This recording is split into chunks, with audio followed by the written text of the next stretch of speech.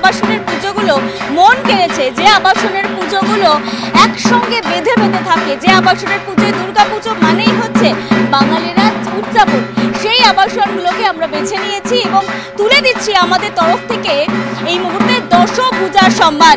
এই মুহূর্তে আমরা রয়েছি রাজওয়াড়া রয়্যাল গার্ডেনে নরেন্দ্রপুরের, এবং তাদের হাতেই এই বছরের আবাসনের সেরা দশভূজার সম্মান তুলে দেবো। অনেক শুভেচ্ছা আপনাদের, অনেক শুভেচ্ছা।